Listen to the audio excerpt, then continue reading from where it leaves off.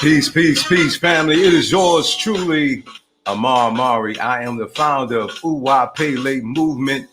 Uwa is a Yoruba word. It stands for good character, gentle character. And we certainly have a personality in the building by the name of Chauncey Bray. I'm going to be transparent with you. He is my cousin. That's right, on my mother's side. Indeed, that's my family right there. And Pastor Chauncey Bray is in the building, going to be sharing with us his powerful experiences with the supernatural realm. And the question on the table tonight is, do you believe in the supernatural? Why or why not? We're going to address that issue on the night with Pastor Chauncey Bray about why does he believe in the power of the Most High. Some of you say God, some of you say Yah, some of you say Allah. Well, we all know there's different nations and different tongues. We're not going to argue that.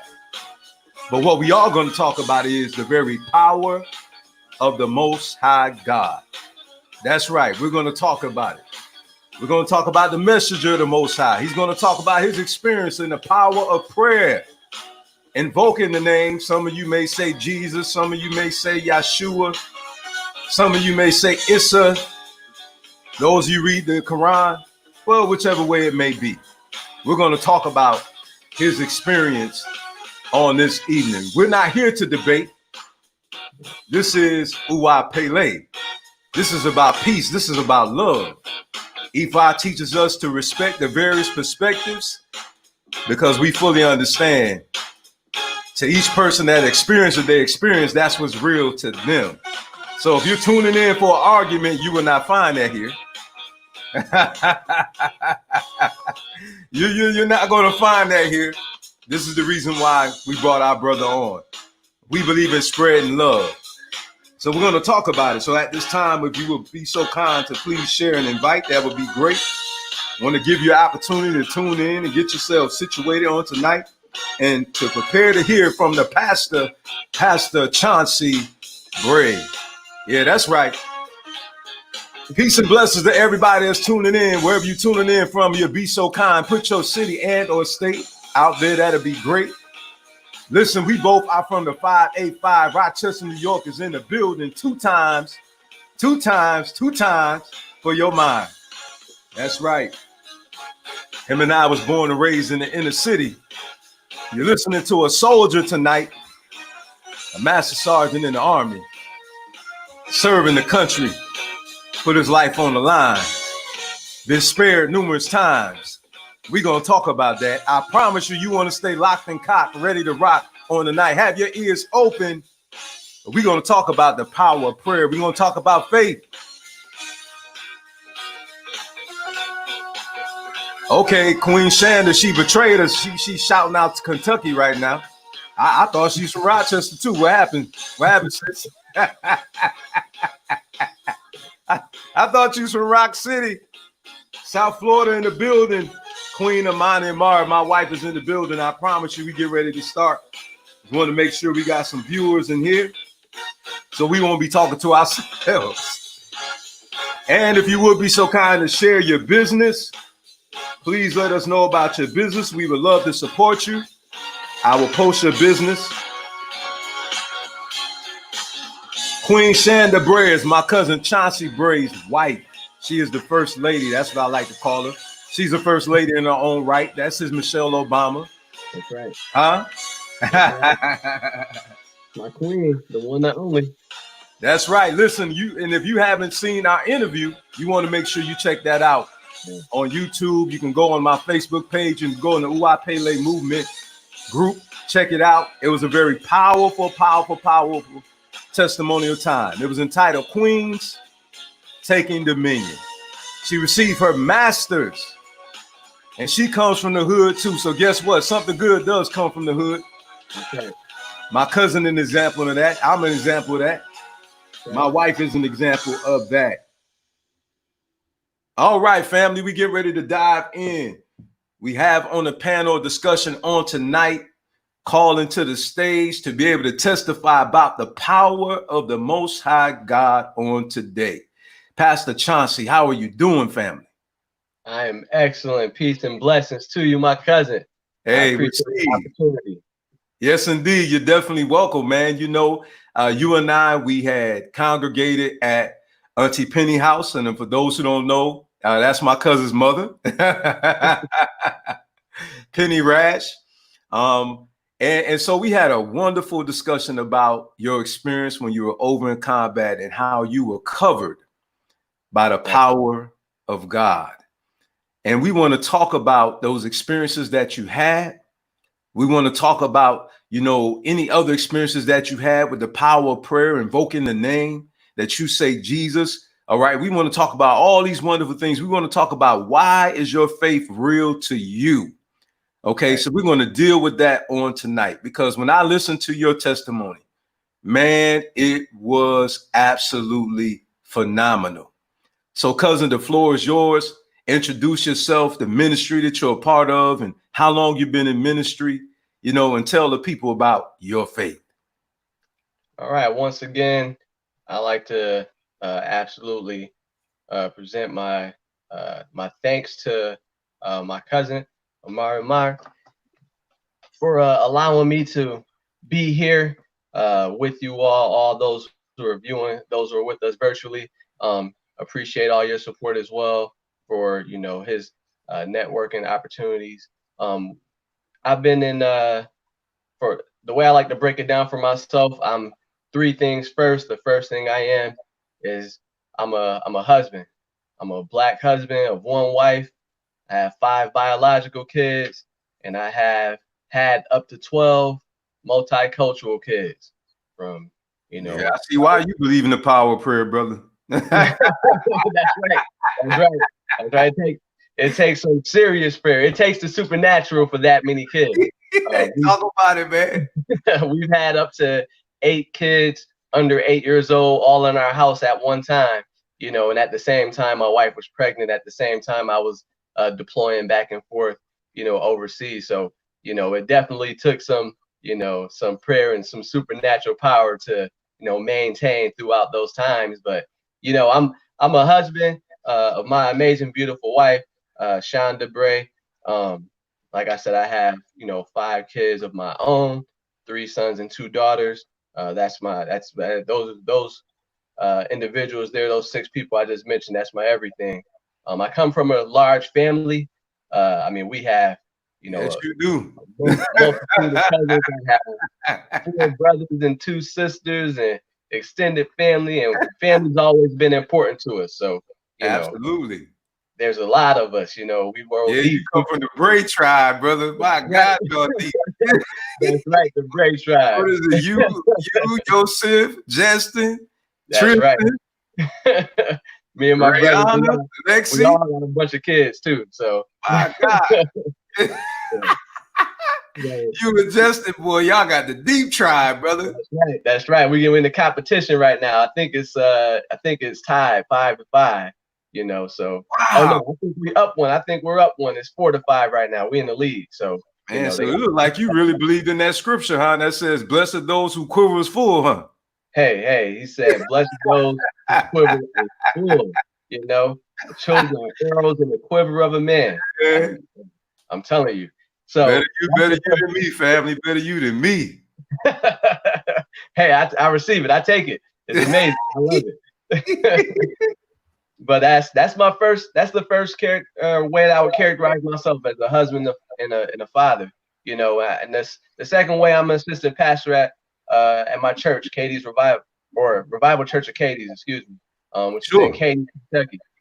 Katie's, Kentucky is an extremely small area, you know, so but our influence stretches far and wide by means such as this, with the use of social media, things of that nature.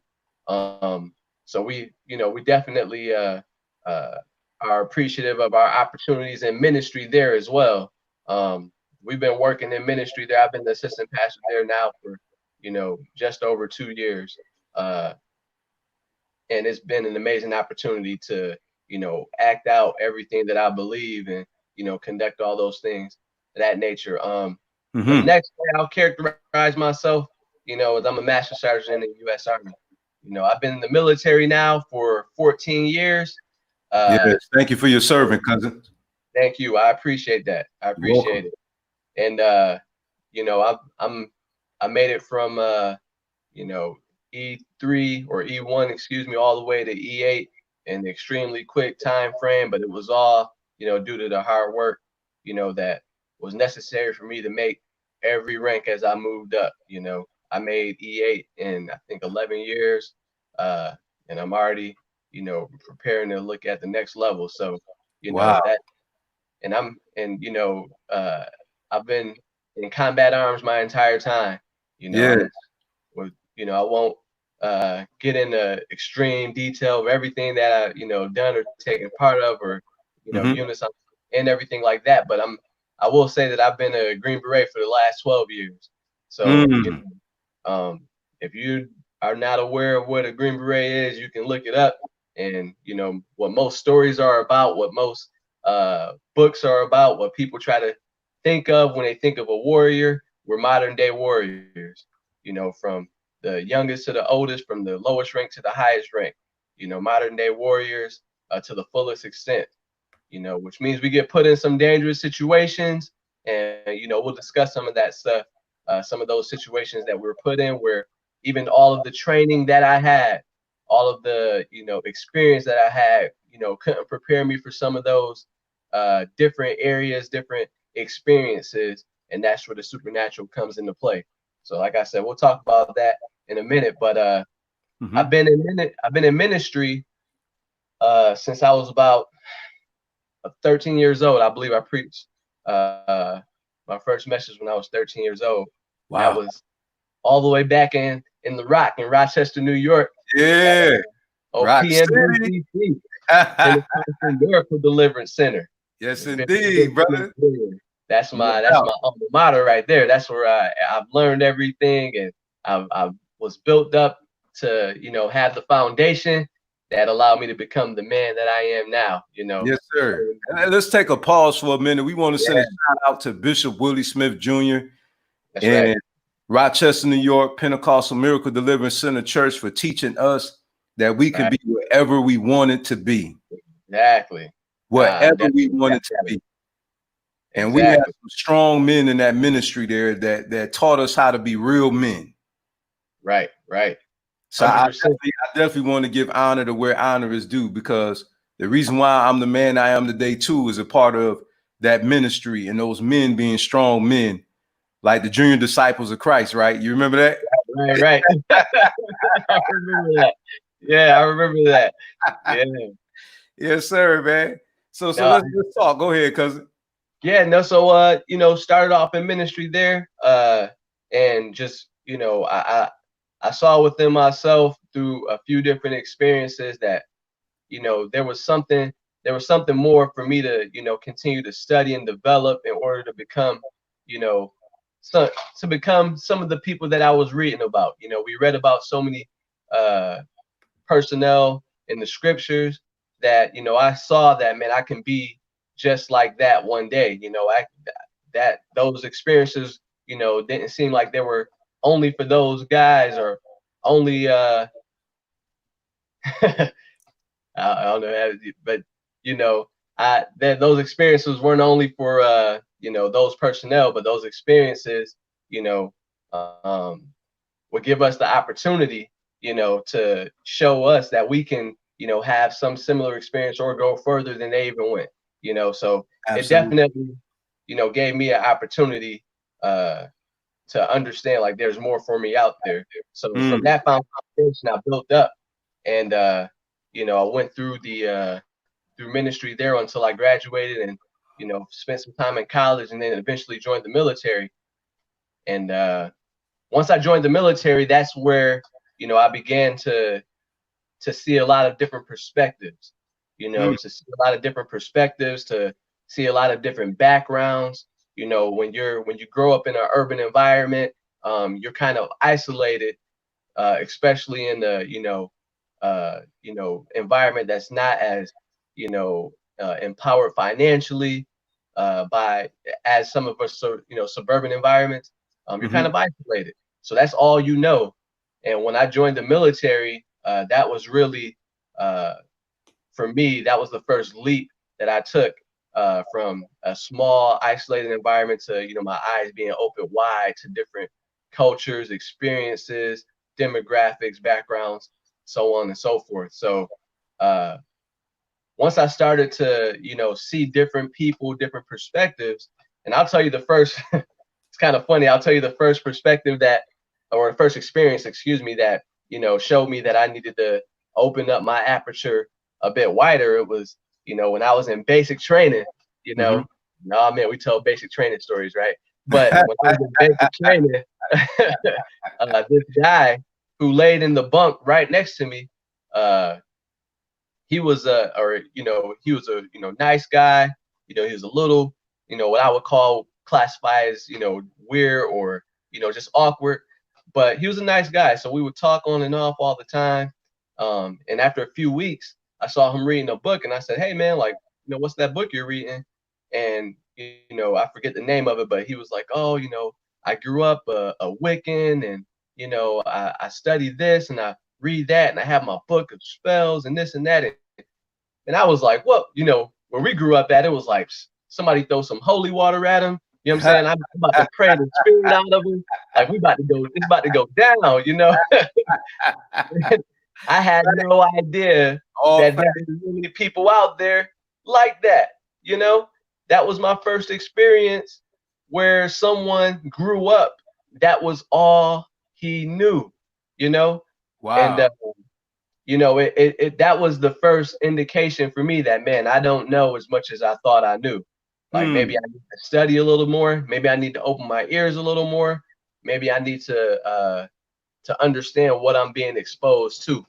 Mm-hmm. And I think that was the start of my own personal study. My own personal attempt to grasp a greater understanding. Mm-hmm.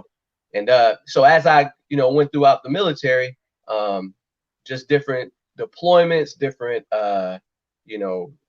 different experiences in training, things of that nature. It just gave me kind of it solidified my foundation and began to build the house of the man that I am today.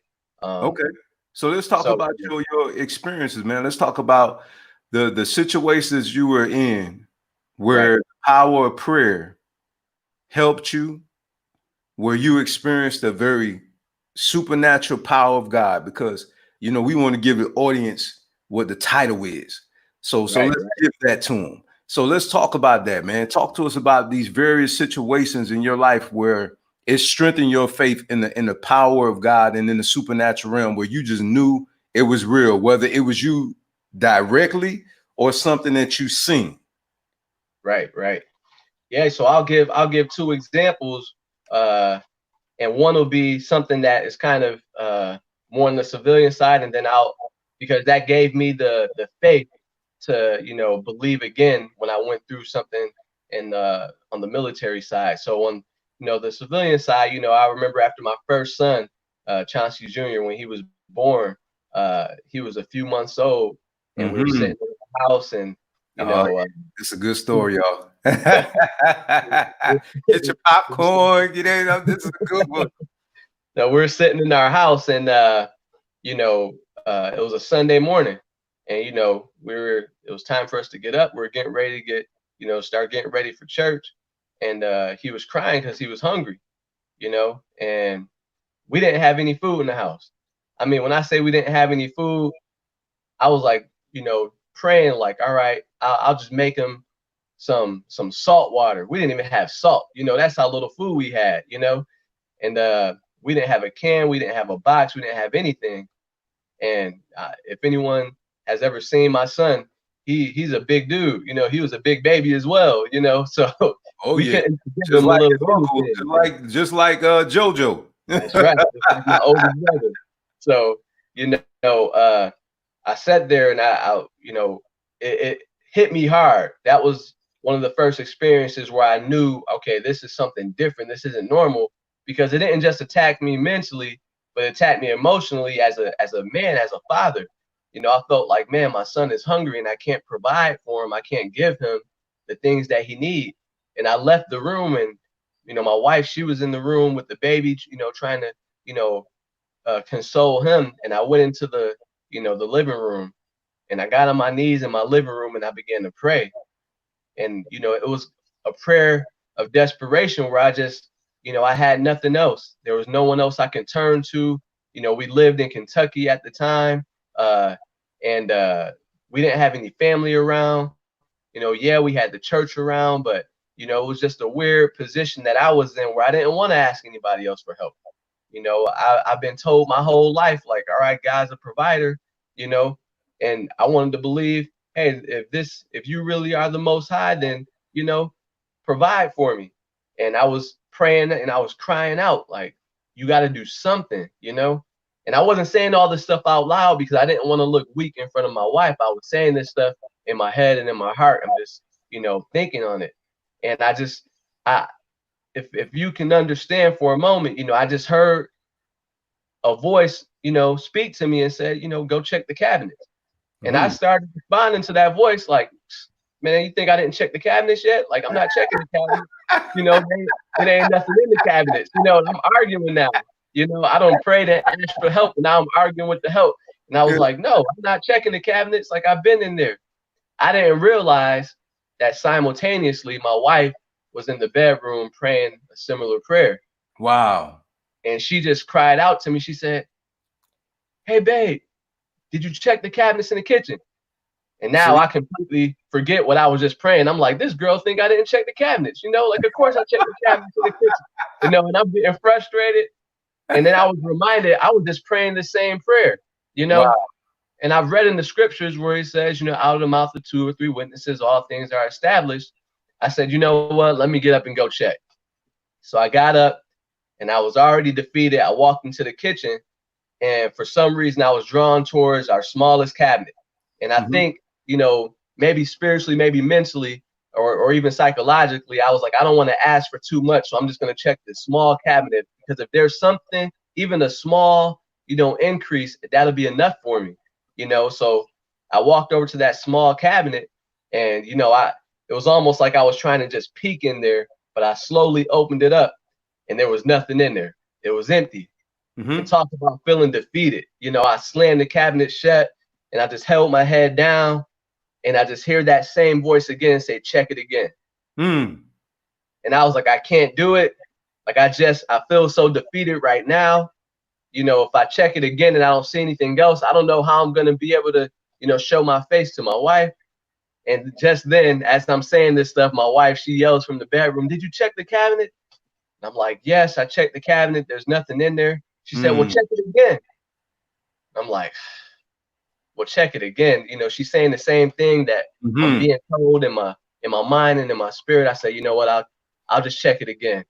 So I opened the cabinet back up, and sitting there on the middle shelf, I mean, when I say it, I almost can see it still. There was a brand new box of unopened instant mashed potatoes. And the cabinet's so small, there's no way I would have been able to miss it when I opened it the first time. And it was just sitting there, like, perfectly wrapped up. Like, it was still in plastic around the box. And I, like, grabbed it confused, and I put it down slowly, and I closed the cabinet. And then I opened the cabinet back up, and there was another box sitting where that box just was. Wow. It wasn't brand new. It was open. Well, it was halfway used. And I'm looking, I'm confused. And I grabbed that box, and I put that box down. I closed it. I opened it again. It wasn't anything the third time. I think I was getting greedy, like, I had $1 million, there was nothing in there. But that was that was my first real experience, with the supernatural for me.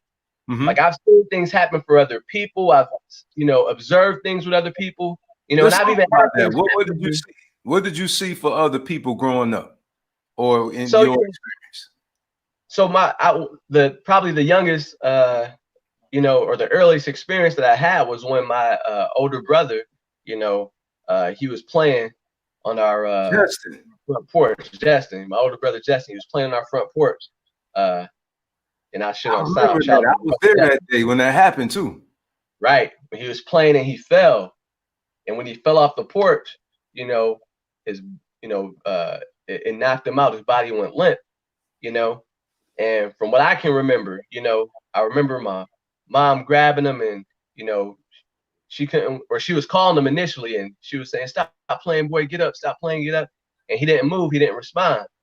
So, you know, she grabbed him, and you know, his body was limp, and we called you know, 911, and they come and pick him up.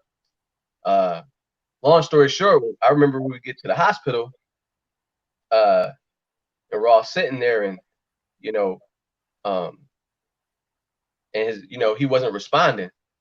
And I remember that our pastor, Bishop Willie Smith Jr. Oh yeah, I remember.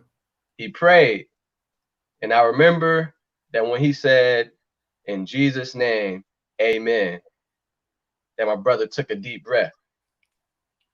And man, I remember that like clear, you know, like that was the first experience that I saw. Like, wow, this really works. You know, I've heard stories, but now I've seen it. Right. You know, and when I saw it, that implanted the idea in my mind that this can actually happen. You know, and it was stuck there. Nobody couldn't convince me that, you know, it couldn't happen because I saw it, you know. Right. And I think those are the things that we have in our foundations that, you know, give us what we need to grow, because without that experience, when I was sitting in my house and my son had no food, it was two completely different styles of situations. However, as I sat there, I remember when a prayer was made for something that was seemingly impossible, but that prayer was answered. Yes, so when I prayed my prayer, I reached up and grabbed onto that faith of that experience, and it gave me enough to continue to pray and believe, you know. And you know, those are two civilian style experiences that, you know, that I have personally that gave me, you know, enough faith to, you know, really believe when, you know, when it became a tougher experience. And you know, the tougher experiences come into play, you know, as I went on deployments. Now, you know, everyone doesn't have the same experience when they go on deployments. You know, you have some people who, you know, they get, you know, they sit in the office where they don't have to leave, and they, you know, can hang out. It's almost like a vacation. You know, those things really happen. You know, I've never had that type of deployment. You know, I've always had an aggressive style experience where it was active the entire time.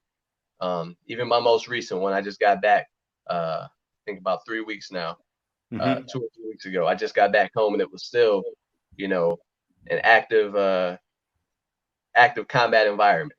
You know, I'll just say it like that. So, probably the most, the greatest, and you know, forgive me if I pause at moments when I'm talking about this portion. You know, I don't want to sound emotional or anything like that, but the greatest experience that I had was just a few years ago. You know, and I've been in many gunfights. I've been in many, you know, improvised explosive IEDs, devices. I've been in a lot of different situations like that, but this situation that happened just a few years ago was the first time I've ever experienced anything like that. And the only reason why I'll even, you know, bring it up is because, I mean, it's you know, true testimony. Well, yeah, it's my testimony, and it's known information. Like, it's already released. You know, you can read about this information that I'm going to share. You can type it into the internet and look it up and find information about it. But on the night of February 7th, going into February 8th, this was 2017. I'm sorry, 2018. Just a little over 2 years ago now. We were traveling into an area, into a, you know, extremely you know, aggressive enemy environment. And, you know, it's nothing different than what we normally do, you know. So, you know, honestly, I've been in plenty of conditions like that. So you don't feel any type of fear. You actually, you know, warriors actually look forward to stuff like that. You Oh know? yeah, no doubt. No doubt. Right, it's what we train for. That's what we want. So, you know, when they Indeed. tell us, "Oh, this is where you're going," you're like, well, it's about time, you know. Yeah, And get some. right, get the equipment and you're ready to go get some, you know. Yeah, you know I can relate. 20 years in the Marine Corps, brother. I'm with you. That's right. That's right. You know, and we go down into this area and we realized real quick that it was that we're way in a way worse condition than we thought we were going to be in, you know. So we travel back and we say, hey, we're presenting our leadership with all the information, and we gather and we're like, hey man, like I don't know if we should go back down there for all of these reasons, and the reasons why we had to do it and everything like that. That's a whole nother subject. But long story short, they said, hey, go back down there, go back into that area. So, it's the military. They tell us go back down. I have a little bit more freedom to argue based off of my my rank. However, when it was all said and done, they were like, I understand your position, but you got to go back. So we go back into the area, and some additional guys that were with us, they go forward even deeper into the area, and they get locked down. They call us back. They say, hey man, we're locked down, we're surrounded, we can't get out. So we talk to them. We say, hey, do you need us to come get you right now? And they're like, no, it's impossible. But if we get attacked, then we're gonna ask you guys to come down. Mm-hmm. Got it, no problem, we're ready. And I'll say it like this: when it was real bad weather, the weather started to clear, and when the weather started to clear, we actually saw the entirety of the force that we were going against. Wow. And I will give a description of the force that we were going against, because again, this part is it's not classified or anything like that. But there was 27 armored vehicles. There was 6 tanks that varied between T-55s and T-62s, T-72s, Mm-hmm. 10 altogether. There was a multitude of fighting positions that were armed with 23 millimeter weapon systems. And that means that the bullets were about the size of this water bottle. There was 6 artillery pieces, D-30 howitzers, and there was over 600 enemy forces. Now, we came to the fight with 4 trucks and about 19 people. And the enemy saw that we were under-equipped, undermanned, outgunned, and they saw an opportunity. So the enemy attacked. They attacked our smaller element. They called, the rest of us, my force that I was in charge of, and we moved up. And we're from upstate New York, so we can remember when being in downtown Rochester No on doubt. the 4th of July, watching all the fireworks go off. And I'm telling you that it felt like I was watching a fireworks show on the 4th of July. Wow. Into this thing. And we're driving towards this combat situation, and we had some local soldiers that were supposed to be with us. They took off. They're like, y'all crazy if y'all going out there, we're out of here. And I remember one of my guys called me up and he said, hey man, like our locals just took off, like what do you want to do? I called him back and said, hey man, we got guys who were forward, those are Americans up there, we got to keep going. So we pushed forward, and we pushed forward into that environment. I mean, we had artillery pieces, which are kind of like rockets, They're like big bullets that are about half the size of a, average man. And they're landing all around our vehicle. If one of those things hits one of our vehicles is done, but they're landing all around us. And the whole time a guy's calling me, hey man, like, should we turn around? What do you want to do? Like, hey, keep pushing forward. We got to go get those guys. So we push through it and we get to a position we're going to link up in. That position explodes. We keep pushing forward. And we get to we finally get to the guys and we connect with them. And they're, they're kind of out of it. They're doing the best they can to support themselves. But they're like, man, we're happy you guys are here. I'm like, cool, we got this. We communicate. We move up. I bring the few vehicles that were with me. And we just sit. And we're like, all right, this is what we get paid for, right? This is what, books are written about. This is what movies are made about. Like, we ain't got no choice but to do what we're doing. So we started engaging in this gun battle. And the funny thing is normally we have, air support. That's what America brings to the fight.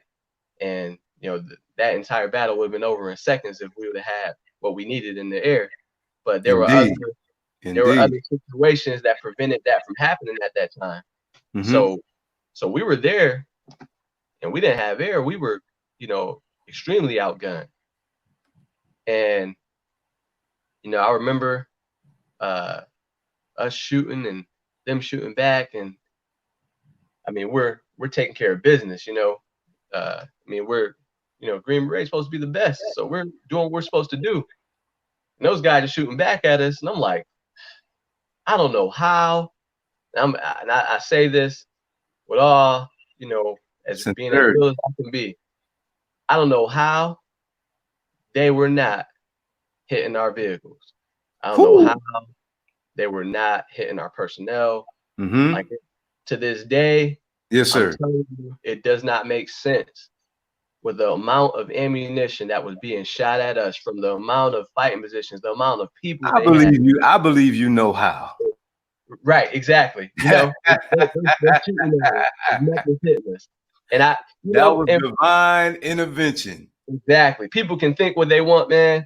People can think what they want, but I know that I was being protected and that all of my guys were being protected. Yes, sir. Not because they were there, they were being protected because I was there, because I prayed prayers over my guys before we went out on missions. There we go. There it is. Every single time. I prayed prayers. I would ask, I would say, Lord, I need your protection.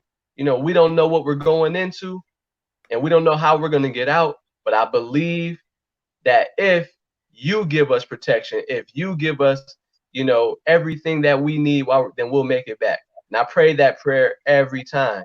So I can say, physically, the physics of it doesn't make sense. Let me tag team with you, because go ahead. Right now they don't recognize they listening to two veterans. Right. And when I was in Iraq in 2005, I was almost blown up 3 times. Right. And I know that the power of prayer is real. Right. Absolutely. I know that I was covered. Absolutely. Now, I mentioned the number 3. When I was in the streets back in Rochester, New York, I was almost shot twice, point blank range. Right. Now, my best friend invited me to go to a party one night. Friday night, family, you know that we normally have church service. Right. At PMBCC on Friday. That's right. You know what I'm saying?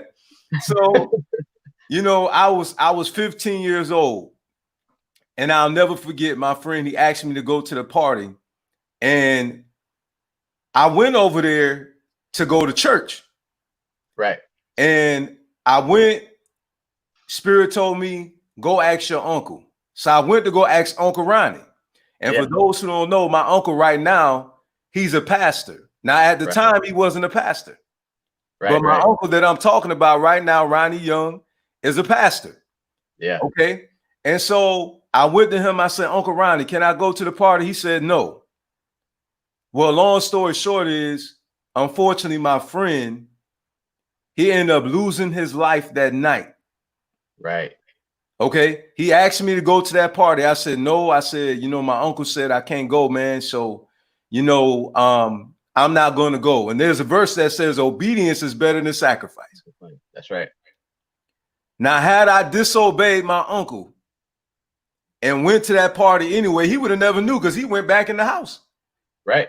And I would have just had left and he would have never known. And what I said was to him, and this is a true story.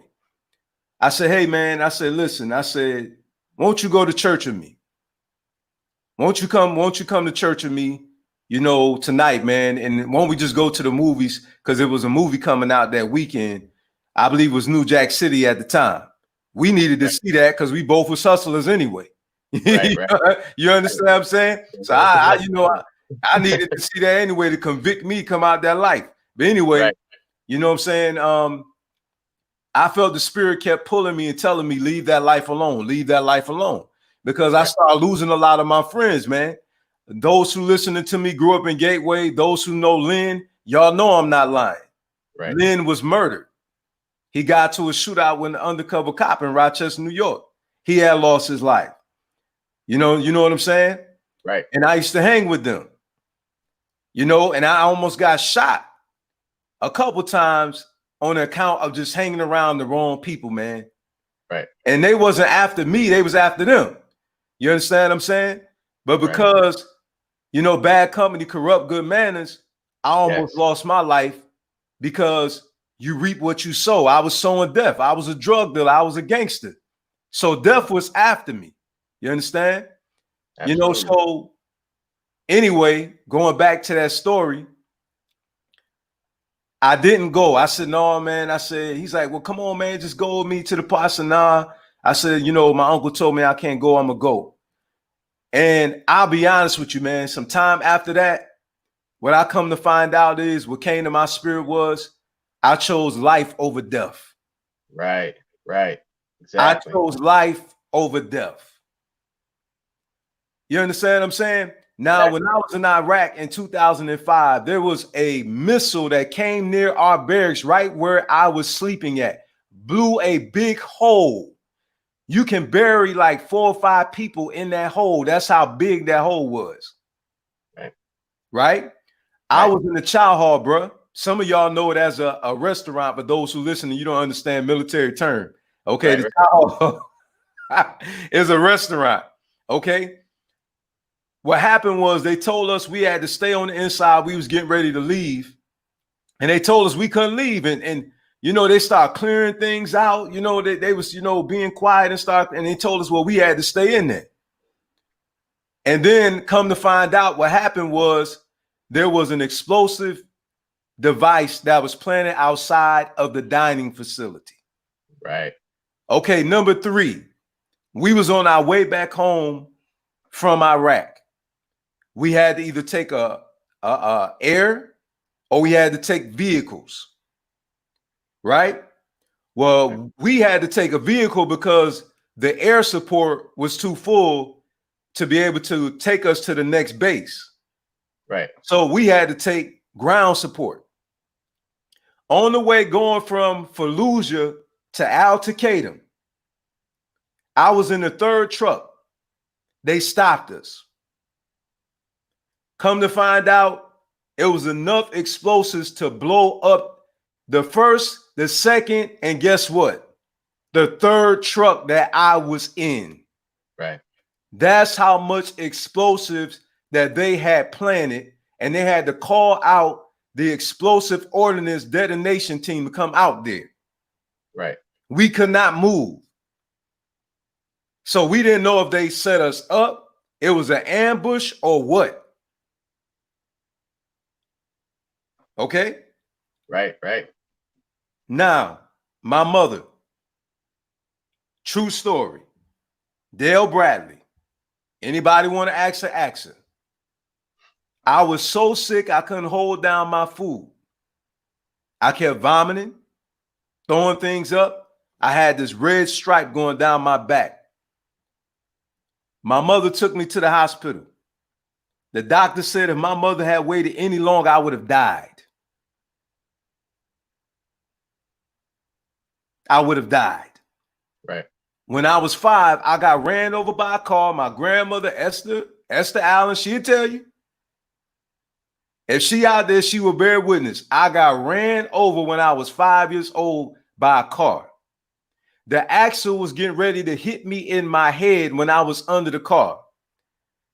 I closed my eyes, and as I was closing my eyes, I seen a bright light, and my body flew from up under the car. And I was on the side of the road. Only thing I seen was a white robe. Right. This being touched my leg. I didn't even know my leg was broke. This being touched my leg, the pain, whatever, went away and told me it's going to be okay. When I opened up my eyes again, the being wasn't there. And I had asked the EMTs, I asked them, where's the man with the white robe on? They said, what is he talking about? What man? Right, right. And what they said to each other, they said, well, he must have lost too much blood. So, Pastor Chauncey, Cousin Chauncey, yeah. I have to bear witness to what you're saying, man, that the divine protection, the divine power of prayer is real. Now, Apostle Sharon Baxton, S-H-A-R-O-N, last name Baxton, B-A-X-T-O-N. You should be able to find her on Facebook. Anybody that's out there. She was in this service I'm getting ready to talk about. I was preaching. I was told, start praying. An elderly lady was out there. She had a leg shorter than the other one with her daughter. I was told to pray for her. Start praying for her. My Marines was there too. A couple of my Marines, I had witnessed to them, evangelizing them. They was there. We all seen the woman leg that was shorter than the other leg start growing right in front of us, a reconstruction miracle. Apostle Sharon Baxton, before she became an apostle, she was there. She can testify to this. We all seen that woman leg grow at the same length as that other leg. And from that day, she couldn't use it. She didn't have to use rather a cane anymore. Right. Supernatural power. My wife would see stuff. She told me about money.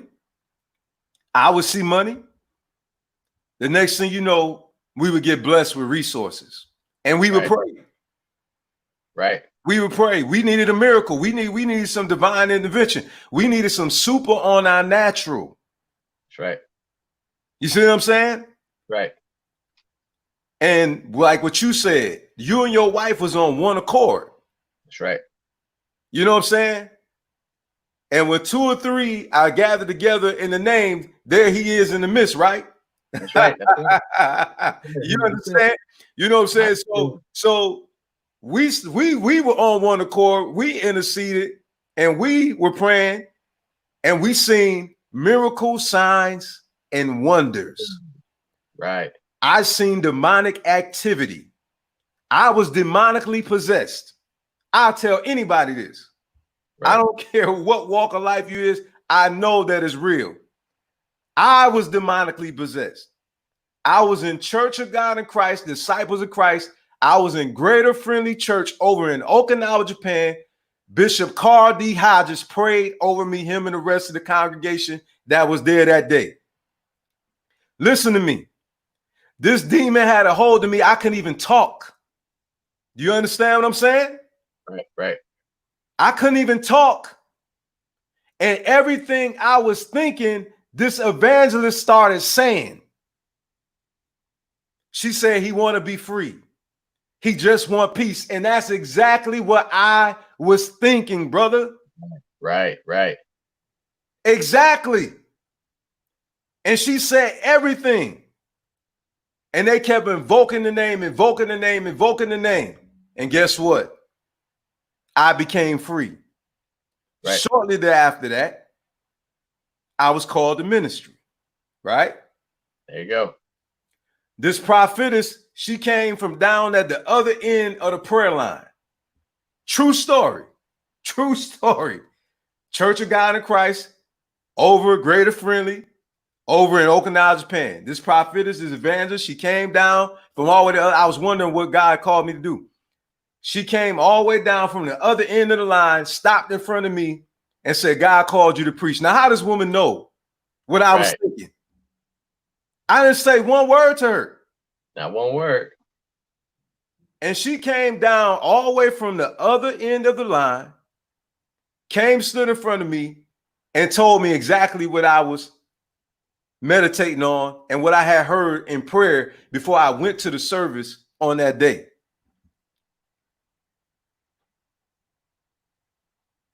So, brother, I just wanted to bear witness, man, to what you're saying, that it's real.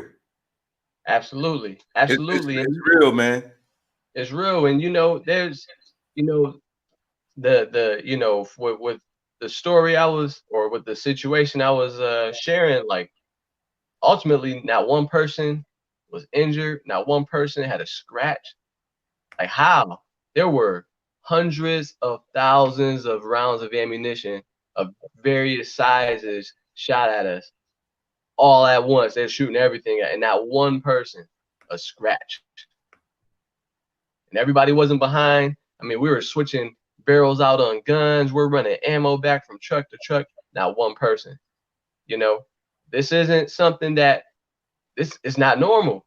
This isn't something that, the amount of training that we had that could have prevented. This had to be supernatural, interference into that situation. That's what it was, So I really truly believe that it was divine protection, and it was based off of the prayers that I've prayed prior to that situation coming into place.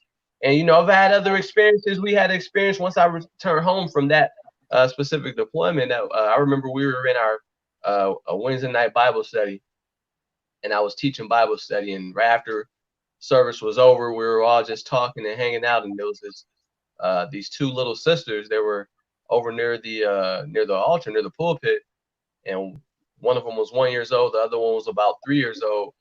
And the one she was grabbing, the 3-year-old grabbed the 1 year old and let her go, and she fell from the pulpit. It was only about 3 steps, but it was concrete underneath the rug, and it knocked her out. And I remember her grandmother ran over to her and picked her up, and her body just went limp. And people started losing it a little bit. So I looked over and I grabbed onto her. I said, give me the baby. They gave me the baby. I laid her on one of the pews, and she wasn't breathing. So I just put my hand on her head, and I said, in the name of Jesus. And as soon as I said his name, she took a breath and started crying. Like these aren't things that we make up. These aren't things that, like I said, that science can prove or or disprove. Quite honestly, these are things that we've experienced, that we've seen with our own 2 eyes, that people have are still alive of, because we believed in what was getting ready to happen, and we believe that it did happen. So these are all things, or these are all experiences that we have, and I believe that it's a direct result of a strong prayer life. I'm definitely not in any way, shape, or form trying to say oh man, I got this prayer life that can't be matched. No, man, I struggle with prayer just like just like any other person. However, I recognize the importance of it, and when I'm not praying the way I should be, then I'm not experiencing things like that I normally do. However, when I am praying the way I should be, the experiences that I have throughout my life, they teeter off into the realm of the supernatural. I've seen it over and over again, time and time again. And I would offer that for anyone who is curious about it. I would say, like, hey, look, if you want to experience something supernatural outside of the realm of what we deem possible, then you have to have a strong prayer life. Go ahead, brother. A conversation with God. Yes, sir.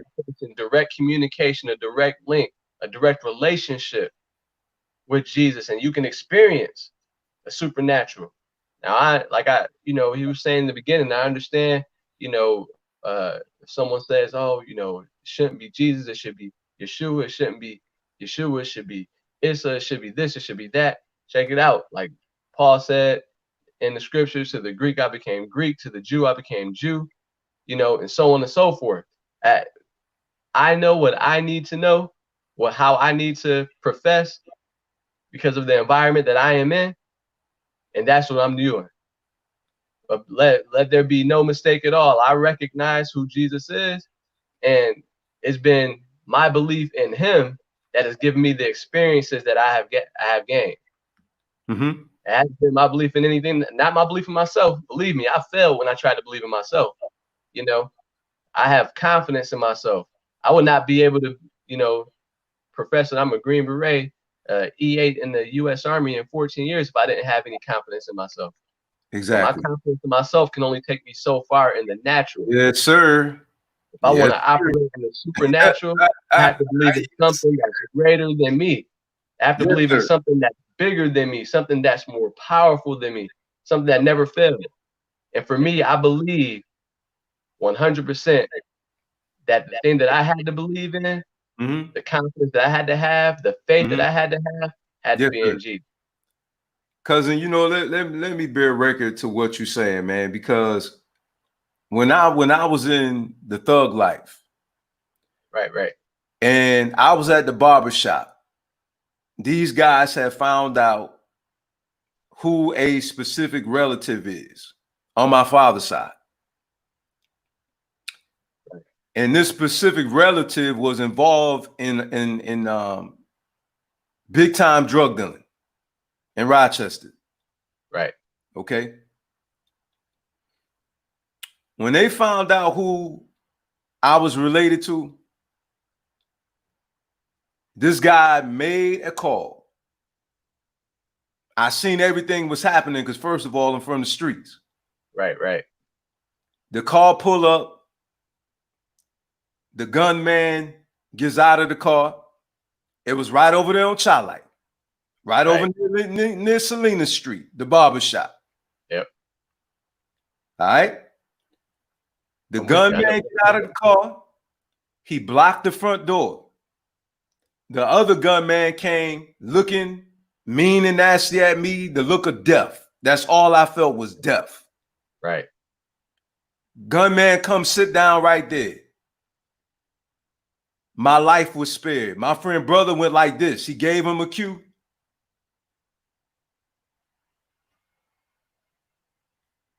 Called him off. Right. Don't make sense, right? So what I'm bearing witness to, brother, is like what you said. I couldn't save myself at that time. Exactly. Me calling myself, I could say, Alton, save me. Alton D. Wall III, save me. And it would have never happened. Right. That's right. 100%. You understand what I'm saying? 100%. That was divine intervention, man. Divine intervention. Divine. My car flew. It went into a 360. I'll never forget it when this woman she hit me and spent my vehicle into a ditch.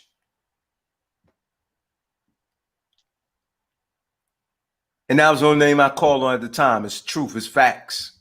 That's right. Only thing I seen was a bunch of headlights coming at me. Right. And I thought I was gone. I was out of here. Right. So, I'm just leave it at that, man. We greatly appreciate you coming on, Pastor. Yeah. Chauncey, and sharing your experience with us on this evening, man. It was definitely a powerful session.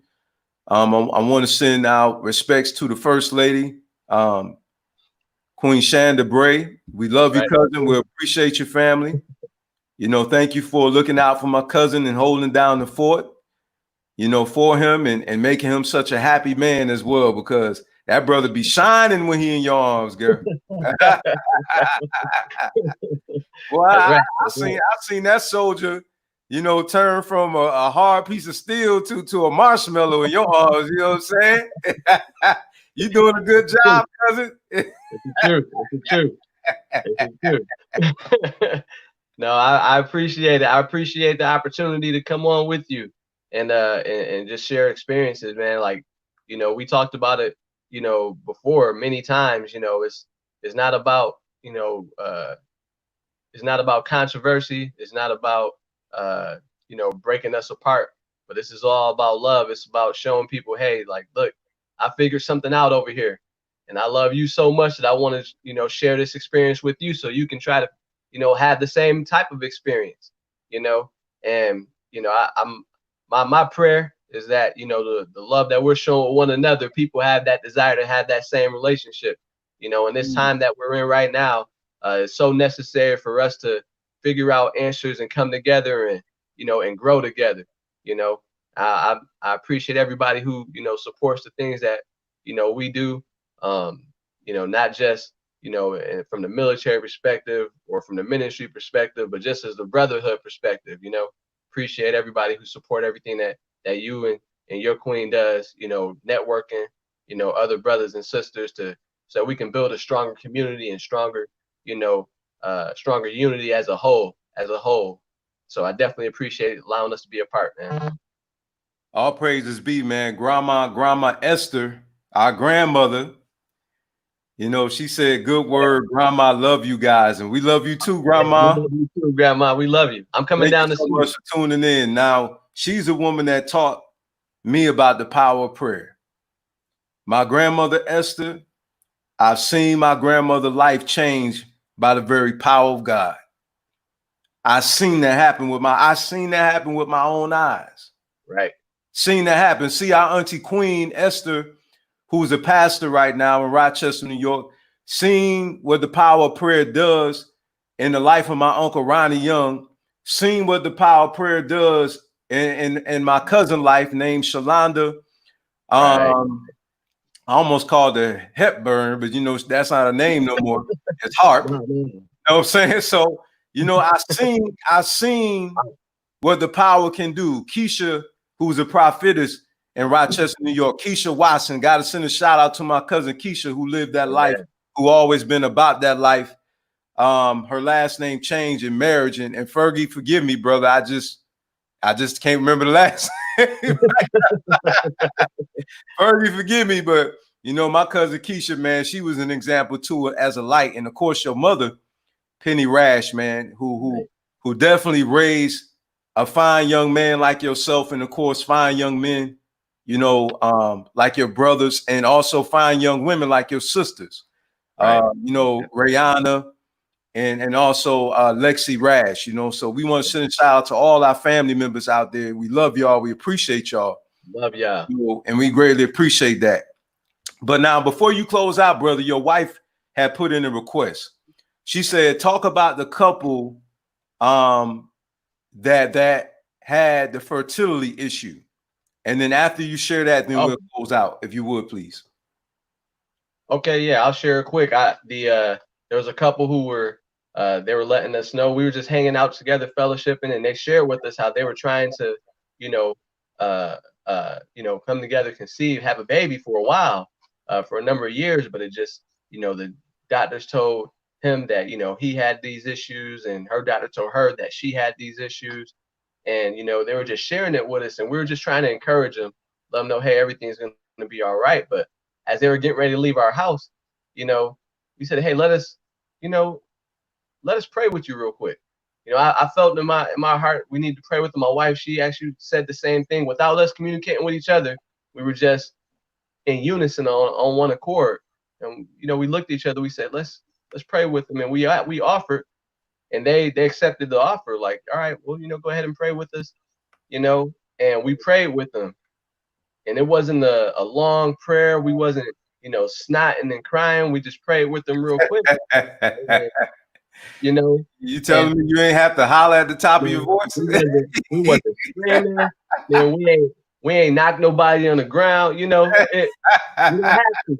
And I'm not saying against any of that. Pentecostal push now. You know they good, Evan.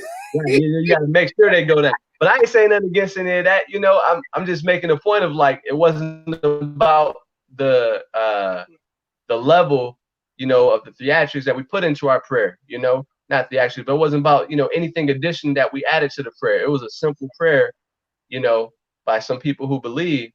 And 4 weeks later, 4 weeks almost to that day, they sent us a picture, you know, of the pregnancy test, saying that they were pregnant.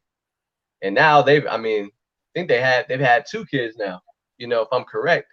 So they, you know, things like that that can't be explained, especially when the doctor says, "Now, I'm sorry, sir, you can't have kids," and the doctor tells her, "I'm sorry, ma'am, you can't have kids." And when you hear that from both perspectives or from both ends, it's like, all right, I guess this thing is impossible. But man, I'm telling you, that's what makes it supernatural is when something happens that is deemed impossible. Because I read in the scriptures that Jesus said, with God, nothing is impossible. That's a fact. My son is a living witness to that because his mother had numerous miscarriages. Right, exactly. I seen my son in a dream, and even his mother was baffled when I told her, I said, we're going to have a son. She's like, how you know that? Because she wasn't far enough along for us to know what his sex is. Right, right. But I seen him in a dream. Right. And I told her that. See. And of course, right now we have a son. He's 21 years old. 21. And she lost all of the children she had before my son. My son was the only one I had any type of divine revelation about. Right. And I'll be honest with you. I actually heard that she was going to, but I didn't want to say that to her, but I actually had heard, and everything that we hear from the spirit, we always don't want to hear it. Right. Sometimes it's not good and glad tidings all the time. And some people need to understand that too, you know, because of Shanda, she mentioned the gift of prophecy, and it just came to my memory that everything that we hear is not always pleasant. Right, exactly. That's but true. It's necessary for us to hear it, to prepare us and to warn us, you know, periodically. You know what I mean? And so I heard the other ones weren't, and of course I didn't want to hear that. Right. They weren't going to make it, and unfortunately they didn't. You know, but I leave it in the hands of the creator because I do feel like the universe knows, the creator knows our beginning and our end. You know, knows all. So knows what's best for us. You know what I mean? That's right. And so I left it at that. But I'll be lying to you, Chauncey, if I told you I didn't have a desire to have a son. Right, right. You know what I mean? Absolutely. You know, so fortunately, you know, Yah, the Most High, God, whatever y'all want to say, you know, answered me and showed me that he was going to be born. And I was at the doctor's office. I'll never forget, this is a true story. His mother be able to tell you. The doctor had said, it's a girl. I said, no, it's not a girl. It's a boy. The doctor was upset. And the nurse was upset. You know, because it was their profession. You know what I'm saying? Like, how you gonna tell me I'm a doctor? You know what I'm saying? Like, you know, I went to school for this. And I lie not, Chauncey, this is the truth. They had a chart on the wall. And that chart on the wall showed when she had the ultrasound. And then the chart on the wall showed the male sexual organ and the female sexual organ. Right. And I went and they said, well, how do you know that? Because, you know, they just, you know, got frustrated with me. And said, well, how do you know? You know, and I said, because of that. And I went to the chart and just as sure, of course, I had a son. You know, so the power of prayer is real. The supernatural realm is real. And I'm only saying this from experience. Absolutely. Cousin, was there anything else that you wanted to add? Prayerfully, you know, if I cut you off, please, I apologize about that. No. I just wanted to share that, you know, to caveat on what you were saying. Yeah, no, absolutely. I just wanted to share that real quick. And yeah, not like again, I appreciate you, man. Like I really do appreciate you. You know, a lot of people talk about bringing people together. A lot of people talk about opening avenues for people to, be able to speak and, bring forth their, experiences, for the consumption of everyone. But, you and your queen, you're actually doing it. I just want to show my appreciation towards you guys. And you know it, all praises be. All That's right, right. man. Thank you so much for tuning in, cousin. We appreciate you. We're looking forward to you coming on again, family. Thank you, Pastor Chauncey Bray in the building. Oh, in fact, if you want to tell people the ministry that you're the assistant pastor of and any other social media outlets you guys have, that'd be great. Yes, sir. So our ministry is Revival Church of Katie's. You can look us up on Facebook. We're doing big things, getting ready to have our own revival down here in Katie's, Kentucky. We're starting it on the inside, revival from within. If we can't revive the rest of the world, if we don't revive ourselves, and I'm a part of that. We're making sure we're ready to receive the entire world, anyone who needs it.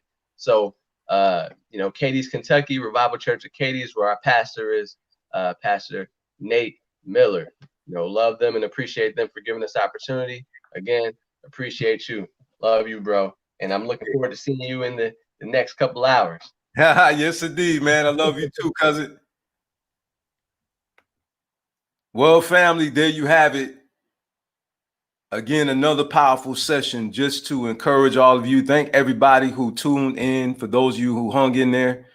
Uwa Pele movement, again, is a ministry of love. We spread love here. The reason why I did this on today is because I get so tired of hearing people argue. I get so tired of hearing people fighting. I get so tired of the disrespecting of people and their views. We need to walk in the spirit of love. That's the reason why it says spread love even on the retractable banner. We have to spread love, man. Love is the way, and this is the way we need to be. We need to be able to come together in the spirit of love, respect each other, honor each other. We don't have to agree on everything. We just need to respect each other and stop telling each other what doesn't work. It's a very foolish thing to argue with somebody when they know what they've experienced in their life and they know what helped to transform their life. So let us stop this. Let us stop these wars. Let us stop these wars and let us start loving one another. Again, this is yours truly, the founder of Uwa Pele movement, Amani Amari. Again, it's a Yoruba word. Uwa Pele means good character, gentle character. My queen, Amani Amari, is the co-founder. And for all of you who support us on YouTube, on Instagram, we greatly appreciate that. You all have a blessed evening. Peace.